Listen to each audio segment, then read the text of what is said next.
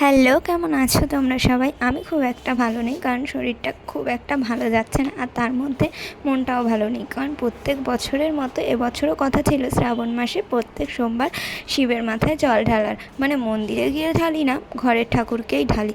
আর এবছর তো শিবরাত্রিতেও অসুস্থ থাকায় আমি শিবের মাথায় জলই ঢালতে পারলাম না। জানি না কেন এই সময়ই আমার যত শরীর খারাপ হয়ে যাচ্ছে, আর মা আমাকে পুজো দিতে দিচ্ছে না। আর আজকে তো এমনই একটা বিষয়, আগের দিন মালা মিষ্টি সব আমি নিজের হাতে কিনে নিয়ে এসেও পুজোটা দিতে পারলাম না। কী আর করা যাবে, তাই মাকে বললাম তুমিই আমার হয়ে দিয়ে দাও। মা তো এমনি ঘরে পুজো দেয়ই রেগুলার, আর প্রত্যেক বছর আমি শ্রাবণ মাসে শিবের মন্দিরে গিয়ে বা ঘরে যেভাবেই হোক, বাবার বাড়িতে থাকলে মন্দিরে গিয়ে দিই, কারণ আমাদের বাড়ির সামনেই একটা সুন্দর ছোট্ট শিব মন্দির আছে। আর মায়ের বাড়ি থাকলে একা একা কোথায় আর যাবো, চিনি তো না, চারিদিকে শুধু ফ্ল্যাট আর ফ্ল্যাট। তো তাই মায়ের ঘরে যে ঠাকুরটা আছে সেই ঠাকুরকেই পুজো দিই। আর আমার মায়ের বাড়িতে কিন্তু প্রচুর ঠাকুর, কোনো ঠাকুর বাদ নেই যেটা মায়ের ঠাকুরের আসনে নেই।